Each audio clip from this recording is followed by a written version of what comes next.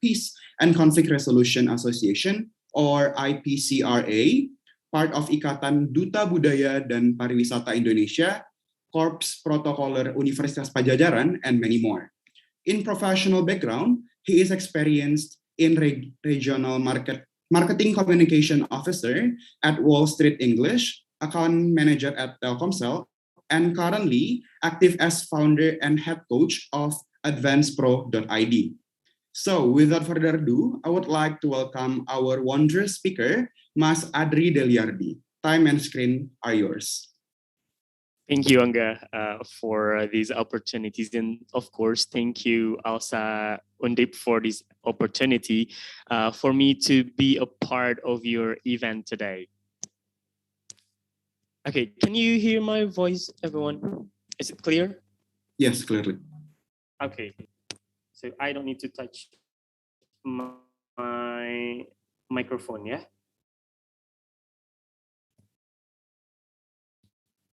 Check. Is it? Or I have to put it in front of my mouth?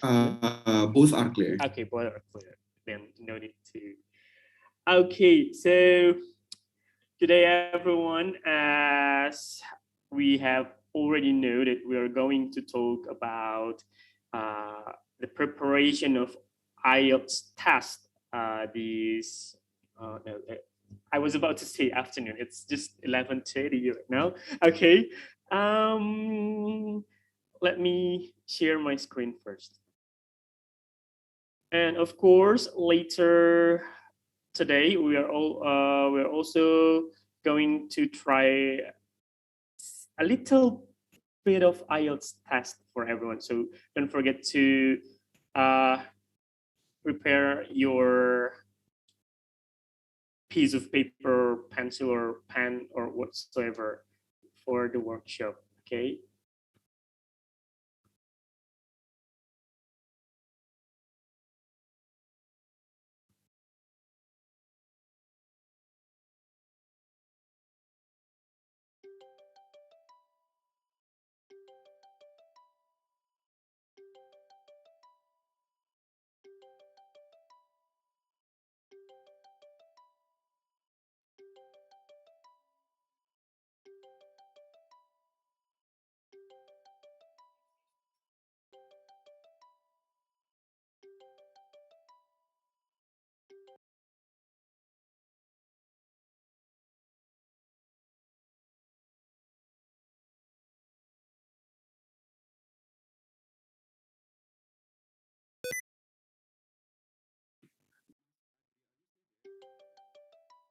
Him because of connection difficulties.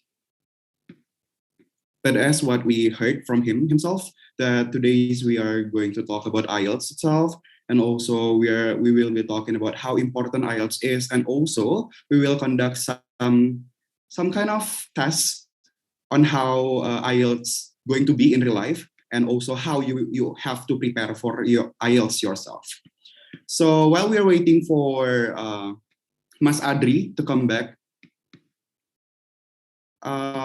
maybe I don't know. I think we're going to wait him first. Yep, he's losing his connection. So for today's, I think the IELTS is most important for students, right? For example, like the law students itself that are going to study abroad, for example, that the primary prerequisite for students who are going to apply for universities overseas are IELTS, right? It is like 7.5 band or 8 band. So in this webinar, we're going to talk about that, on how we're going to at least gain those score 7 or 8. So it will be easier for us to go to the university abroad. So we got Mas Adri back. Hello, Mas Adri. Yeah, sorry for the technical problem. I don't know why, but my Zoom is suddenly logged out. So yeah, let's back to the screen. Okay.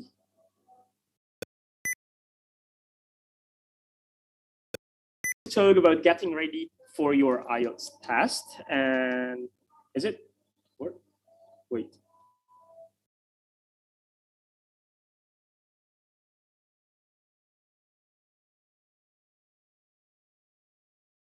Okay.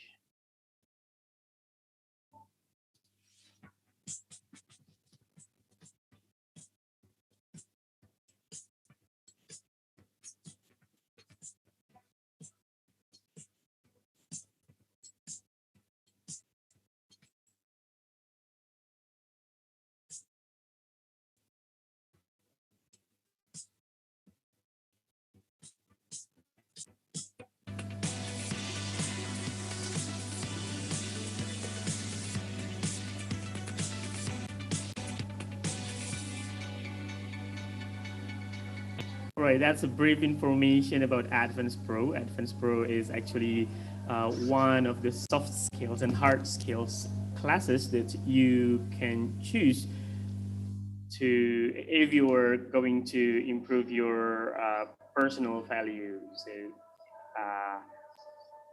next, let's get to the material that is prepared for today. Understanding IELTS, the International English Language Testing System. So, yes, the IELTS itself is the abbreviations of the International English Language Testing System. So I think not every one of you knows the what IELTS is, right? So this is the abbreviation of IELTS. And let's watch this short video from British Council.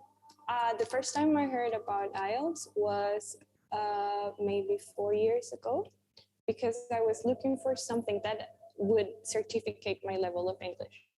Because in that moment I hadn't clear that I wanted to go abroad, maybe to enroll in a master's program or further studies, but I definitely thought that it was very important to have some sort of certification that was backing you up and saying, hey, this is your level. So I started searching, and of course the first thing I do was going online and Google, okay, well, exams, certificates, and English. And one of the top ones was IELTS. So I started looking at it, and I actually liked the structure, and I thought, okay, I think I might like to take it just to see how it goes. But I ended up not doing it until I decided that I wanted to do my master's degree.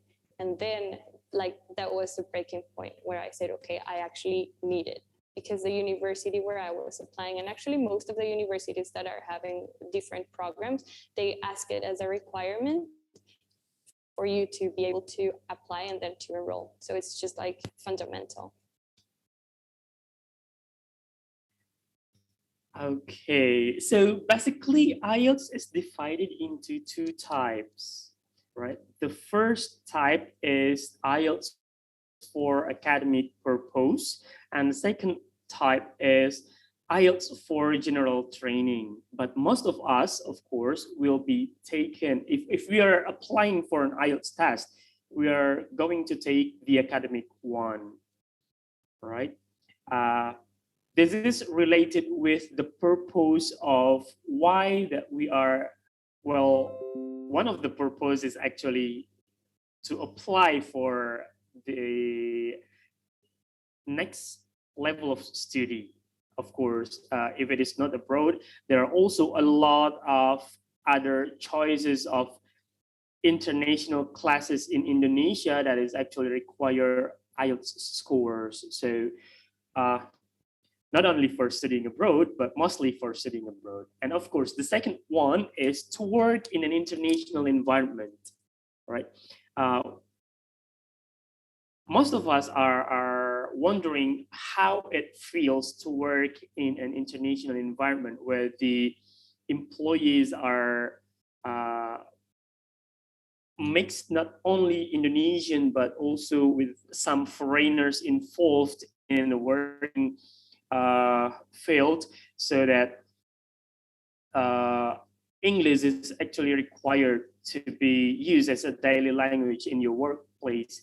And this kind of company usually require IELTS in the requirement of the hiring process. So that's why IELTS is not only for your educations, but also for your career in the future. And the third one is the immigration process. Well, what does it take with the immigration process? Why people should have an IELTS score when they going to do something with the immigration process? Well, the immigration process that we are talking right now is actually when you are applying for a permanent residence or applying to change nationality. Let's say you are married to someone whose nationality is actually using English as their mother language. You will be required to show at least an IELTS score before you will be able to change nationality. Or also, if you are going to apply for works somewhere abroad, English will be required. And one of the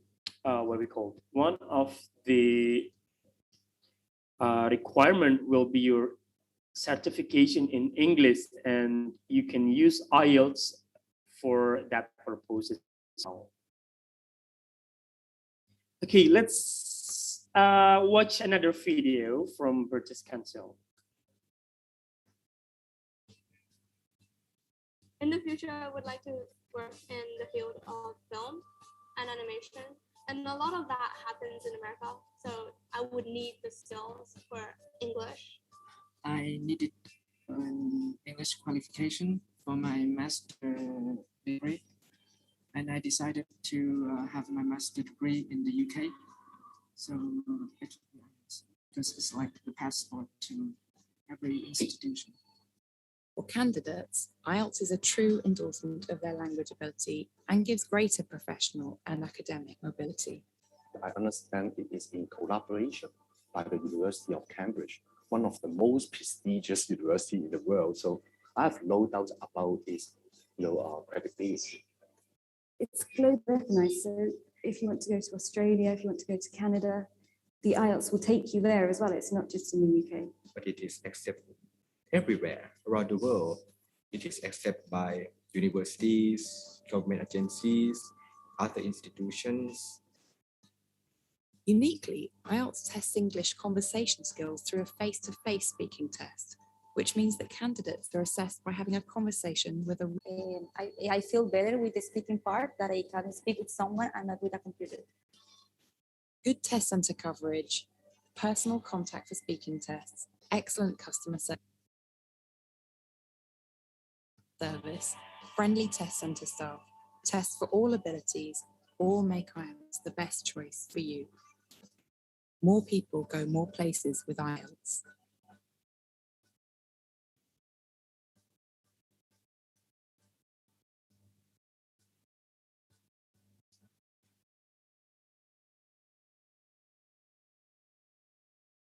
Okay, now what is it on IELTS actually? Well, IELTS will do the examinations of your language skills. There are 4 skills that will be tested if you are doing an IELTS test. The first one is listening skills, and the second one is reading skills. The third one is, of course, writing skills, and the last one is speaking skills. Each skills is actually needed and will be able to represent your level of English.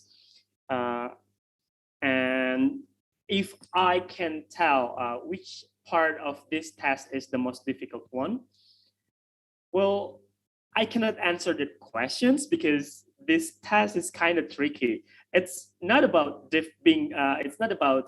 difficulty of the test, but what is actually required for you to pass this test. Since this test will examine your level of English, so what you need is actually to use the best English, the best level of English that you have when you are actually on the test. But I can tell that the easiest part to get the score, because it is subjective to the right or wrong, is actually the listening and the reading, right? So there will be like an audio play and there's like questions, and you only need to answer the questions correctly. So in the listening and reading parts, it is possible, if you are lucky, you will get the highest score. But in the writing and speaking, there will be so much more obstacles because especially in the writing part. Why? Because we are, as an Indonesian, we are not actually used with writing something properly, right? Even when our teachers ask us to make an essay, sometimes we are just doing it just like that to fulfill the requirement that we are actually completing the task, right?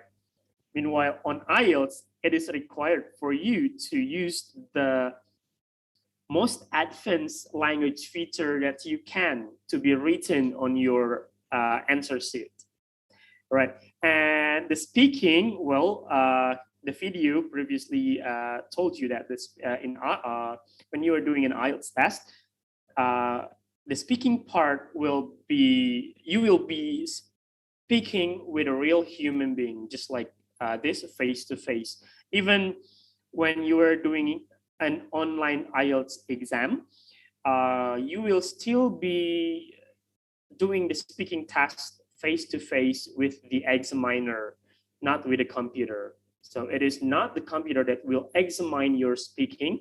It's not the computer that will examine the fluency of your English, but the examiner that is actually certified to examine your English.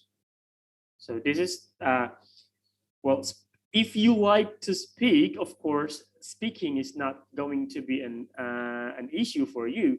But if you don't really like to speak, sometimes it will be a little bit more difficult for us to use the advanced feature of language to express something, to speak something using the high level of English, right? And back to the writing part, well, in IELTS, when you are actually going to do the writing section, don't try to translate the thing that you think in Indonesian into English. Try to think it in English and write it down. Why? Because if you are trying to translate it in your head first, it will be even more difficult for you to do the exam, right? So the first tips for you is when you are doing the IELTS exam, don't try to translate anything in your head. Just try to think, try to speak, and try to listen, and try to read as you are an English speaking person. It will make you, it will make an easier exam for you when you are started to think like the one who is actually speaking or writing or using English in a daily basis. Okay. Next, let's getting to know deeper about this part, this part of the test. For the listening, reading, writing, and speaking, they have a different length in each section. As for the listening sections, it will goes in 60 minutes, and there will be 40 questions that you need to answer. The audio itself normally only lasts for about 25 to 35 minutes, but they will be giving you an extra time to recheck your answer in the rest of the time. So before 60 minutes, you will not be able to continue with the next section. As in IELTS, listening, reading, and writing will go at once. So you will be doing the test at least for minimum 3 hours non-stop, doing the listening, reading, and writing parts. After that, you will be given a break before continue with the speaking test. The speaking test itself might be done in the same days with your written test, or you will be given a different schedule for the speaking test. Okay, for the reading test, it will be a bit similar with the listening test. You will be given 60 minutes of time for answering 40 questions. All right. But the trickiest part in the reading is there will be 4 long essays that you are actually sometimes getting overwhelmed to read all of the text. Meanwhile, it is actually wasting your time to go with the questions. So the tips when you're going with the reading test on IELTS is read the question first and then try to find the answer in the text. Don't read the text from top to the bottom, because sometimes the text itself, the text length is around 2 pages, and you will not have that much time to read the complete text during the test. Right? So just read the questions first and find the answer in your text. So you don't need to go back. And the second thing in the IELTS reading section is there is no chance the questions number 2, the answers of questions number 2 will be found out before the questions number 1. So the questions has been made for you to find the answer and not to go back to the previous reading. So if you have found the answers of the questions number 1 in the last paragraph of paragraph 1, so there is no chance the answers for questions number 2 is in the first paragraph. All right, just go through. Okay, next for the writing parts. When you're working on the IELTS writing, you will be given 2 writing two writing exams, or 2 parts of writing exams. And the first part, you need to tell something about the graph or table. So the questions will be given about the data that is given by a visual. So you need to change this visual into a storytelling.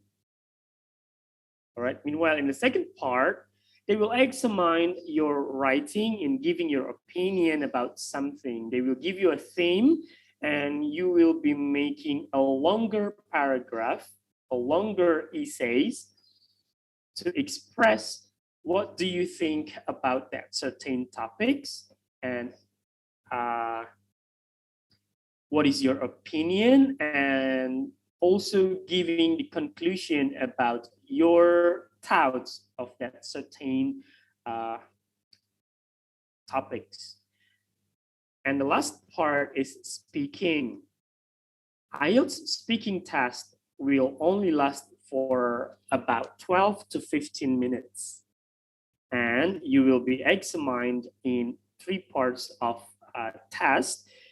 The first one usually for you to introduce yourself. The second part is usually the examiner will be giving you a specific topic to explain further. And the last part, the examiner will ask about your opinion on something, and they want to see the your language length to defend your opinion on that matters.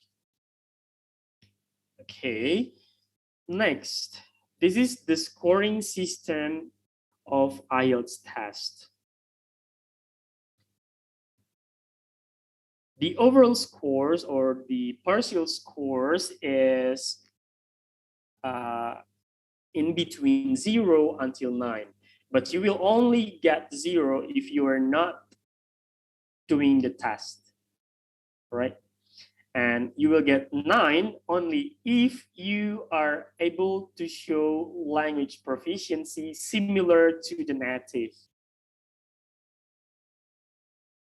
Again, I emphasize that the trickiest part is actually in the essay and in the speaking test.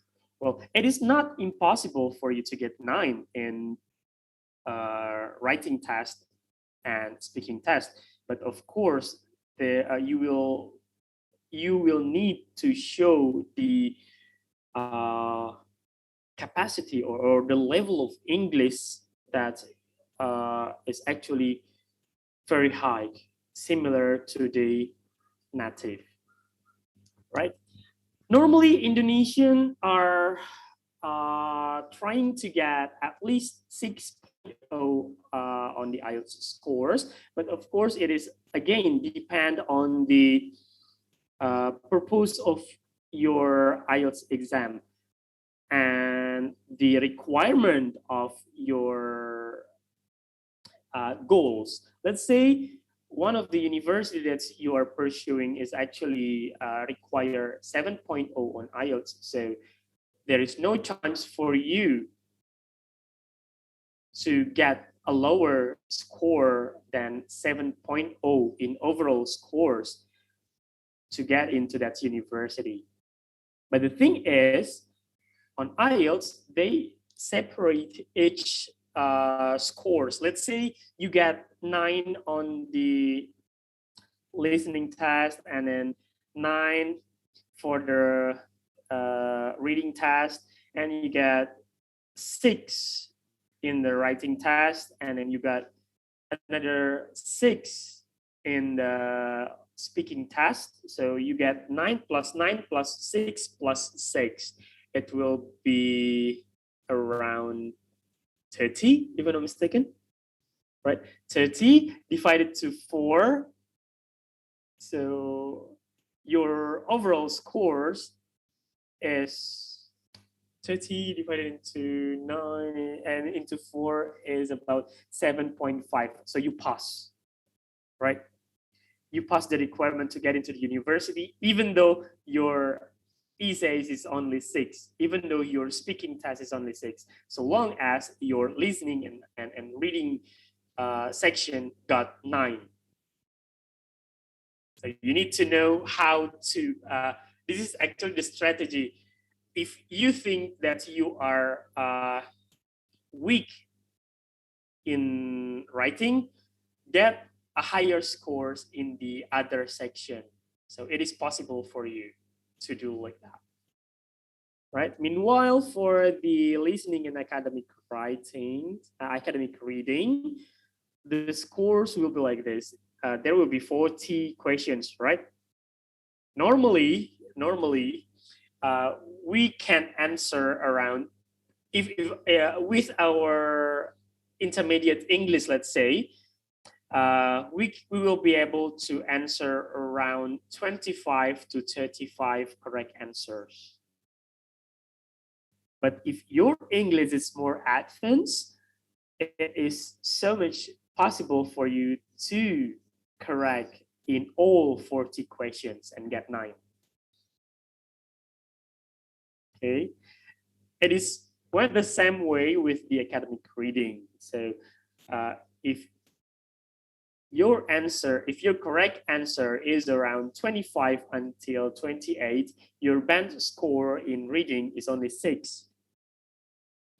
But if your academic reading level is that high, you are reading a lot of English journal, you are reading a lot of English articles, it is possible for you to get 40 correct answers. So your scores will be 9. Right? And what about the reading? No, what about the writing and speaking? This one.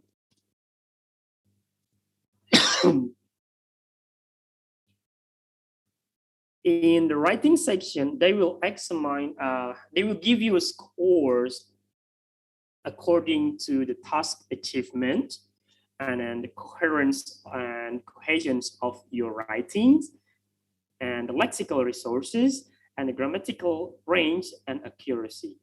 So it is not just about right or wrong, right? If you are grammatical, if you are making a grammatical mistakes, it's just 1 out of 4. If you got my point. So the thing that you need is the first one. You need to achieve what is actually asked from the task. If you are needed to explain about the table, make sure that you are explaining the table properly. Let's say you are going to make a grammatical mistake, but you have achieved what is required from the task. You got 25% at least, right? And then next, coherence and cohesions. It means that what you write in the first paragraph need to be coherence with the next paragraphs. Normally, when you are doing the writing section on an IELTS test, you will be using 3 or 4 paragraphs maximum. The first one is the opening, the second one is the content, and the last one is the what do you call? The last one will be the conclusion. Sorry. Okay. And sometimes in the second task of the writing sections, you will need to express more writings. So for the content, it takes 2 paragraphs for you to explain about the things or the topics that is actually given. Right? And the lexical resources means that the flexibility of language that you are using. Right? Try to use the most advanced vocabulary that you can in the writing sections. Use hands, use like instead of using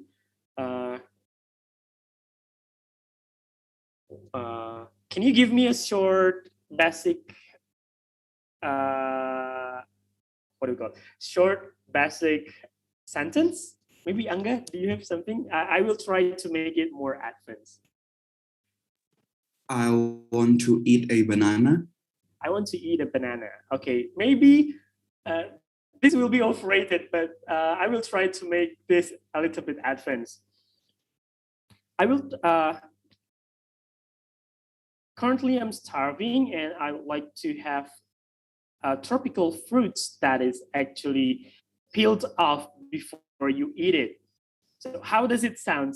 It sounds a little bit more advanced, or but it's not going to be like that with the IELTS, right? This is just a little bit of examples on how to explain something in with a more complex language feature in English, right? Banana, you can explain it as tropical fruits that you need to peel the skin off before you eat it. Okay, what about the speaking section? Right now we're going with the speaking sections. Also, again, that most of us, when we are trying to use English, our obstacles is actually the afraid of making a grammatical mistakes, correct? Meanwhile, grammatical range and accuracy is only a quarter of the whole of your speaking sections, as well as the writing section, of course. So don't be afraid to make a grammatical mistakes, but if you can, don't make mistakes. Right. Again, what are they examining from you when you are doing the speaking test? The first explanation in your speaking section into English. It will shows that your fluency is still very low. Try to speak as if you are speaking English in the daily basis, right? And the second one, that's the grammatical range and accuracy. To get the highest score for the grammatical range and accuracy, you need to be able to use the most complex grammar points. Let's say you are using an idioms, you are using the not only the basic features of grammar, because most of Indonesian, when they are coming to a test, they are playing safe. If you know what playing safe is, they don't want to make mistake and they are only using the basic feature of the language itself. The basic grammar of English is only 3, right? Past, present, future, and that's it. And if you're playing safe, you are only thinking to use that 3 features of the language. You're not using the idioms, you are not using the even deeper expression of the grammatical range. So it will give a lower score for you. Well, you are not making a grammatical mistakes, but the grammar that you are using is actually in a basic level. So your score will be basic. And then lexical resources, again, in the lexical resources, they want to know whether you are able to use a most complex feature of language out of the grammar, not only the grammar, but all the expressions, all the vocabulary. There will be certain or a specific vocabulary when you are explaining something. Don't use the basic vocabulary, use the most specific vocabulary. It will help you to get a higher score. And last but not least, pronunciation. You need to pronounce every single word clearly to make other people that you are talking with understand what is the meaning of your sentence, right? So pronunciation is not about the use of what do we have? American English, British English. It's not about that accent, but how to pronounce the words clearly. You will be considered a mistake when you are pronounce Ielts as Ielts, right? That's the easy example on pronunciations, because there are some people out there who are actually still mistakenly pronounce the words in English, right? Because sometimes what is written is not the same with what is spoken. So you need to be careful on the pronunciation as well. Okay, next. What to prepare before you are going to do the IELTS test? The first thing to do is you need to understand about this test. Well, now you have already understand about this test. The test requires 4 skills of languages. The test will be given in certain lengths of times, and you will be do the listening and then reading and then writing and then speaking. So if you have understand how the test goes, you will be having this imaginary or you can imagine how the test goes, and it will help you to prepare mentally to do this test, right? Okay, so this is the test that I'm going to face. So that's why you need to do practice before you go to with the real IELTS test, practice makes perfect, of course. And well, maybe some of you will be asking questions like, do I need to take an IELTS preparation class before I take the IELTS test? I can tell it is not necessary, but what necessary is actually you need to do more and more and more test practice. There are a lot of free sources on the internet so you can practice your IELTS. But if you think that it will be much more efficient and much more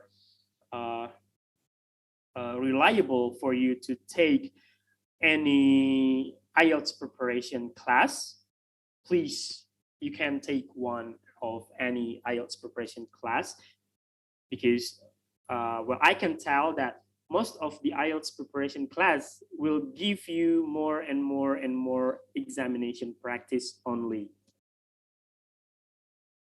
Sometimes with a little explanation of the of how the test will be done, and sometimes if the coach is kind enough, they will explain to you which part your mistake is and how to make it right. But not everyone and not every IELTS prep course will give you extra time to discuss, especially for the writing and the speaking. All right. So if you ask me, do I need to take the IELTS prep class?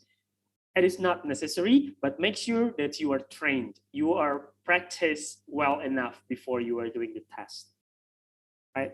And then, of course, before the day of your IELTS test, take a very good rest. Do not stay late overnight. Make sure you are sleep enough, and then having a breakfast in the morning, and then not to overthink about what is going to be on the test, because it will give you a more significant mental pressure if you are lack of task and you're overthink about how do I do this task overnight. So just don't. Tomorrow is your exam. Okay, let's get to sleep. You have practiced enough the month before, right? So don't use the night before your test to do your practice. It won't work that way. Prepare yourself at least a month before. And of course, IELTS is not just about right or wrong, especially when it comes to the writing and speaking test. It's about the whole of your language skills, your language fluency, right? And remember that sometimes we know how to speak it, but we don't know how to write it down.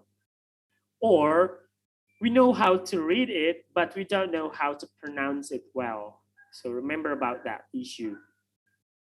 Even though it is not just about right or wrong, but if you write the answer in a wrong spelling, it will be considered as a mistake.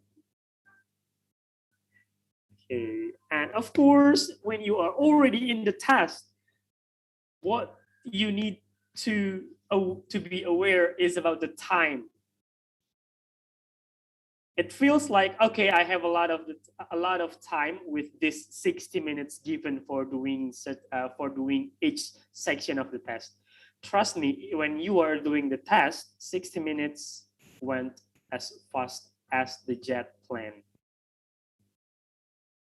So you will be in maybe only in the number 30 when the exam when the committee says like you only have 10 minutes left and you start panicking, right? It happens in my first IELTS test before. It's like 3 or 4 years ago. Well, I know when it comes to the reading text, you don't need to read the whole text. My mistakes was like I start to read. I start with the text reading first and not the questions. So the text itself, it's actually appealing for you to read them from top to the bottom. So when I was just finished working on questions number 20, which is I still have another 2 long texts to go, the committee announced that you only have 10 minutes to complete the whole questions. Can you imagine it? It's like, so time management is important when you are working on an IELTS test. Okay, so even when your English is very advanced, but when you are working on an IELTS test and you start to forget about the timing, you might not be able to get the highest score you can get. Because when they say time is over, you will not be allowed to touch your pencil or your pen anymore. You need to put it down on the table. Time's up. Just like in the MasterChef. Time's up. Okay, you cannot touch the answer sheet. That's it. So if you are not really aware with the time given during the test, you might not finish answering certain questions when the time when the time is up. And last but not least, I have mentioned this one before, use the most advanced English that you are actually capable of. Right?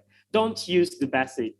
If you use the basic, even though you are not making any mistake, even though you are not making anything wrong during your test, your score might as well get the basic. But if you are using your advanced skills of English, your score will be, you will be able to get the highest score possible with your current level of English. Right? Okay, so next, what is the common mistakes we often do when it comes to an IELTS test? First, lack of practice. You only, I know the test will be like this. So, okay, I will try to make a practice like only 1 or 2 or 3 days before. Okay, it's fine during the practice, but when it comes to the test, remember that there is also a mental pressure, right? So you need to practice more. Practice makes perfect. And second one, lost focus. Lost focus, it will distract you all over again. Let's say you are working on your listening test. You are listening to the audio, and in the middle of the audio, you are distracted by your own overthinking, right? And you lost your focus, and suddenly the audio has already mentioned another things not related with your current numbers. So it will ruin all of your answers, even though your next answers is correct. But you have already lost focus and don't know which questions to answer anymore. It went the same way with the reading. Sometimes when you lost focus in reading, it is very difficult for you to understand one single word that is written in that paragraph, and you spend most of your time to find the translation of that word in your head, and suddenly you're running out of time. Right? Don't lose focus. Focus on the test. You have 3 hours, and that's all you have on the writing test. Right? Number 3 is lack of time management. I have explained this one in the previous slides. And number 4, misspelling. Misspelling is like, let's say you are going to say feel, and instead of using double E, you are using double L. So it's fell or jatuh, not feel or rasa, right? Okay, so beware of misspelling. And of course, there's another thing with your whether this sentence require double S in the middle or double L somewhere, or single S or single L, right? So make sure you're not misspelling in any of your answer, because it will be considered mistakes. And number 5, playing safe. Playing safe is just what I have explained before. You are using only the basic English feature that you can. This will give you the lowest score as a basic English in your level. Let's say your level is actually advanced, but you are only using the basic feature of English. You might end it at 6.0. Meanwhile, your highest score possible to be reach is 7.5, but you are playing safe, so your English feature is only at 6.0, right? And number 6 is memorizing, right? Don't try to memorize any of your practice. Do it and that's it. Do it and that's it. Do it and that's it. Because there is no way the test that you are taking right now will have the same questions or the same text with the one that you are practicing. They have this bank of questions that will not be given in the practice and only will be given during the test. So don't memorize anything, right? Memorize one thing only. I need to use the most advanced language features that I can, right? Okay. All right, so what is the language IELTS providers in Indonesia? IELTS is actually provided by the British Council, IDP, and Cambridge Assessment English. Meanwhile, in Indonesia, you can choose either British Council or IDP.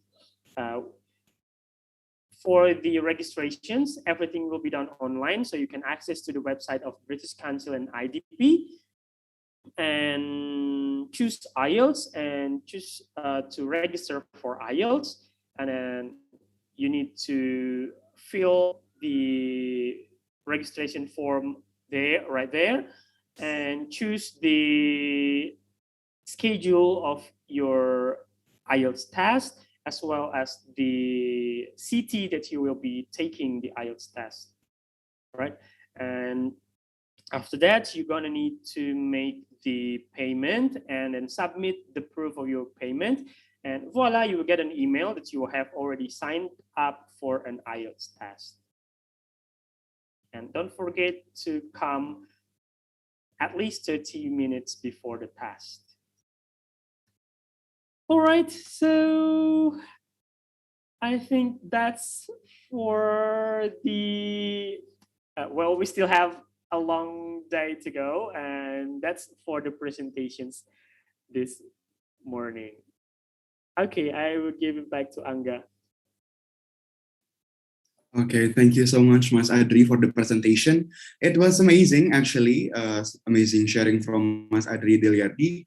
Like, we talk about scoring system of IELTS. We are talking about tips and tricks to higher IELTS score, right? There are common mistakes that actually happen among the participants of IELTS, like they lack of sleep, they try to memorize things that eventually being blurred when they are coming to the real test in the D-Day, right? Mas Adri.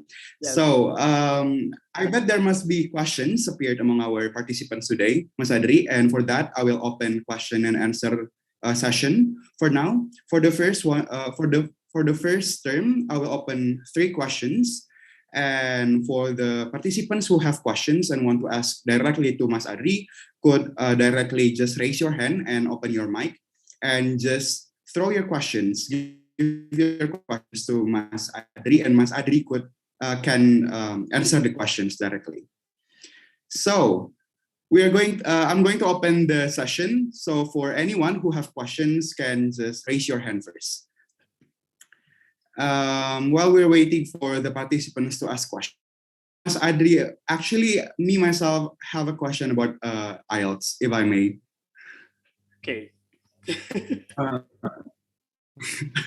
Okay, as long as I know, there are 3 available options for English proficiency examination, right? Yes. There are like TOEFL ITP, TOEFL IBT, and also IELTS. So what are the differences between all of those 3 examinations?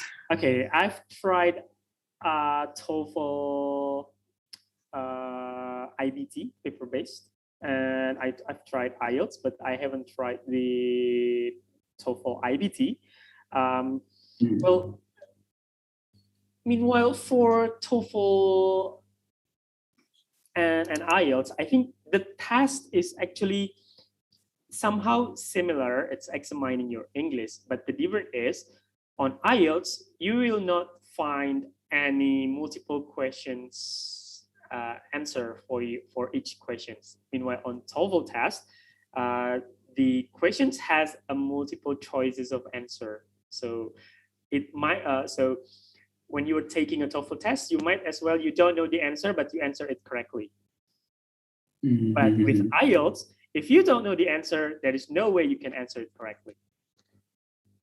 Oh, so that's it. So basically in Indonesia, we are commonly using ITP, ya, Mas, ya?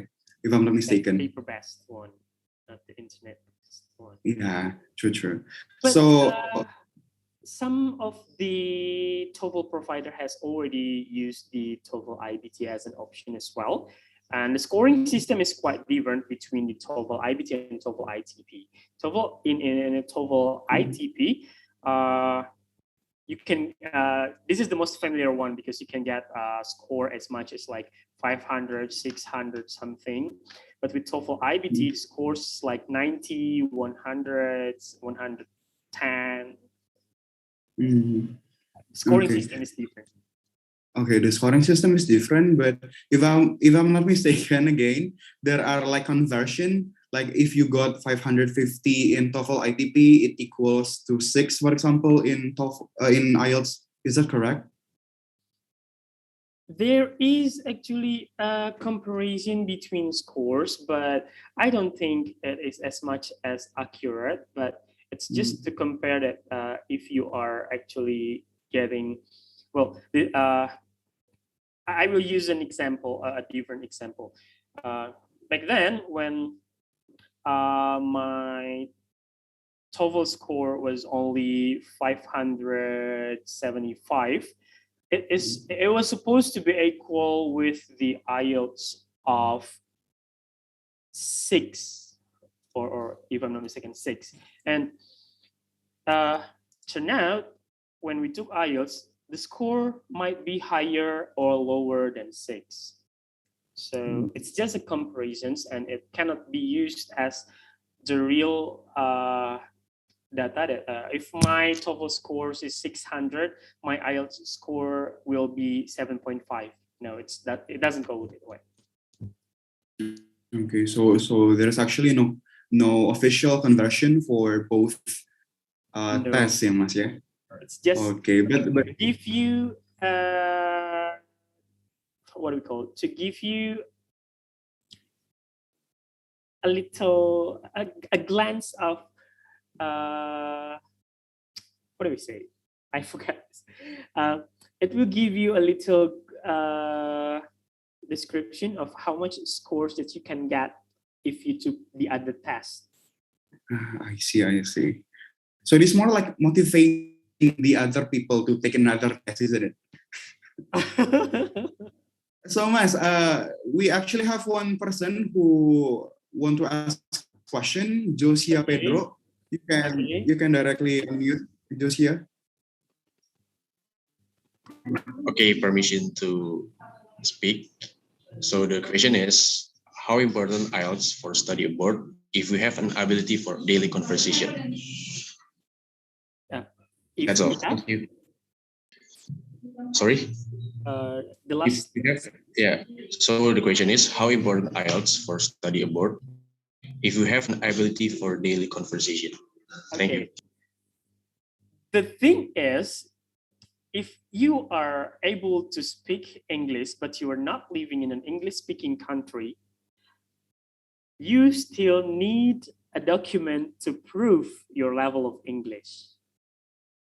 So the important is not the ability of you that is actually speaking English, but the document to prove the fluency of your English.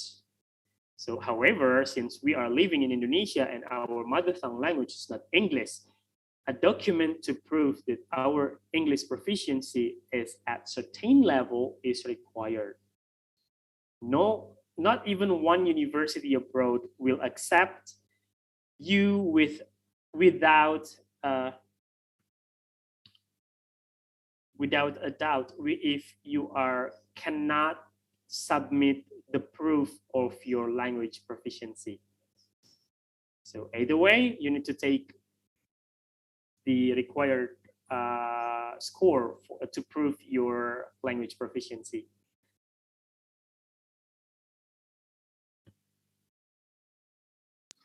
Okay, thank you, Mr. Ardi. Pleasure. Okay, thank you, Josia, for your question.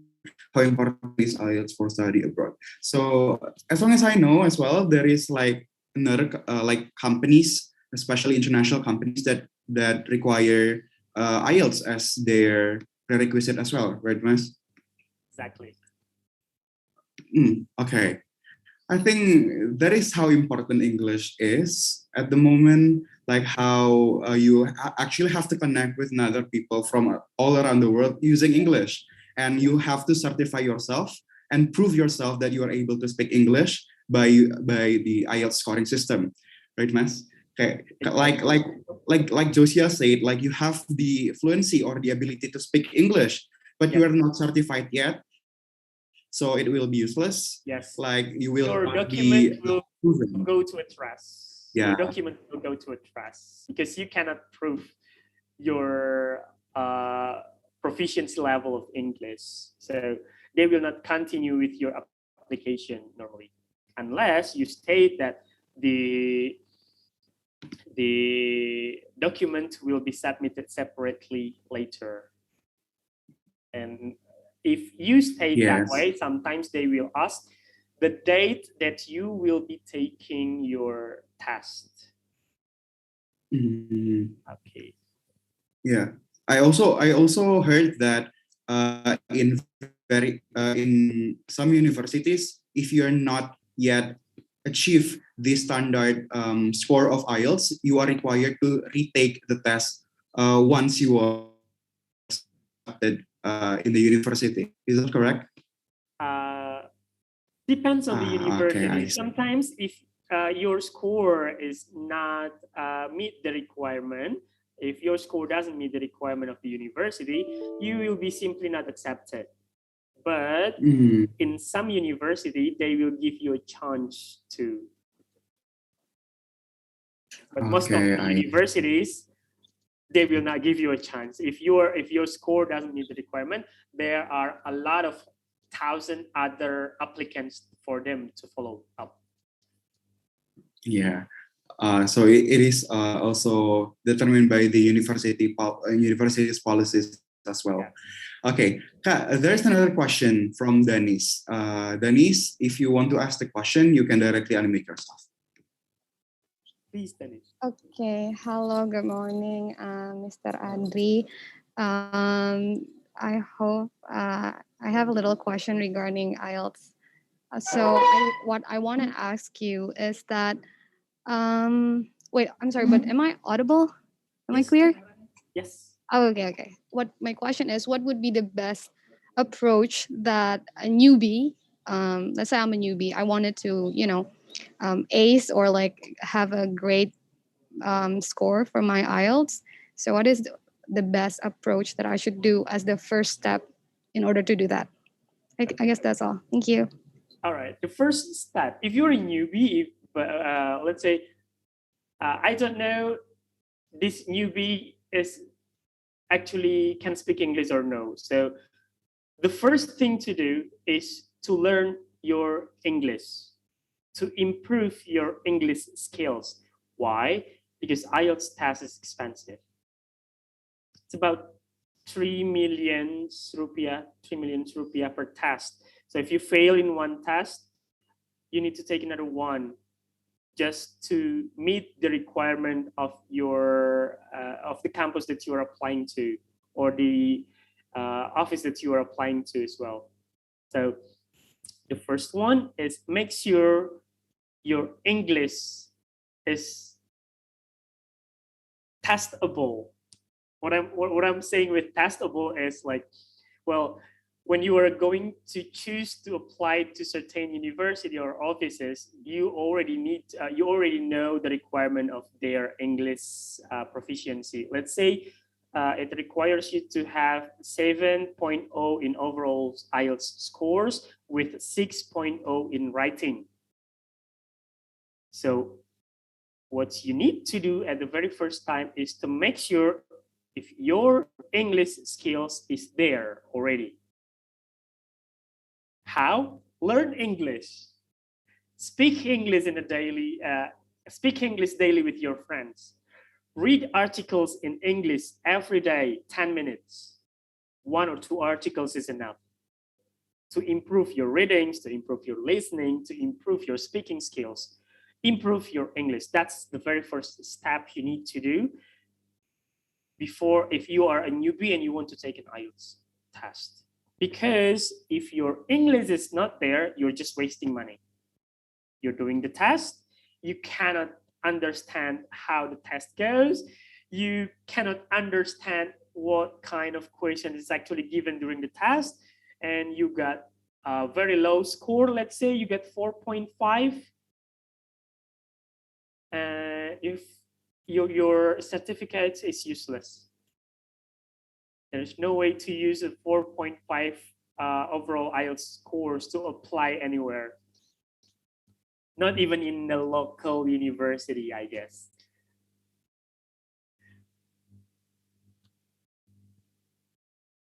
Okay. Okay, I guess that's all for my question. Thank you, Mr. Adri. Please share, Dennis. Okay, thank you, Dennis, for your question. And also, thank you, Mas Adri. I think that's all for the question and answer session for today. Thank you so much for the sharing session. It enlightened people like me who possess very little knowledge about IELTS. So before we're going to the workshop session, I would like to conclude the material that been shared by Mas Adri. So the conclusion is IELTS is divided into 2 tests for academic and general training. The score and certification is used to ease the process of studying abroad, working overseas, or even immigration purposes. And also there is tips from Mas Adri is that do not translate Indonesian to English, but think as in you are a native, because it will ease the way you speak and also ease the way you write down your essays. And also avoid common mistakes such as loss of vocabulary, misspelling, and so memorizing things that will be blurred while you are in the D-Day of the test. So I think that's all for the conclusion for this sharing session for today. Thank you, Mas Adri, for the materials. And also I would give it back to our MC. Thank you. Don't forget to fill the evaluation form bit.ly/advanced-pro-evaluation. Okay, thank you so much, Mr. Adri Deliardi, for the insightful and comprehensive presentation. I hope that all participants will gain some benefit for today. I would to inform that all participants that we will have a short break for 15 minutes. So participants can mute their microphones and turn off their camera during the break time, but please do not leave the Zoom meeting room. And participants are expected to be back in the Zoom meeting room at 1 p.m. and so that we can continue to the second session as the workshop session. Thank you and have a good break for everyone. Thank you.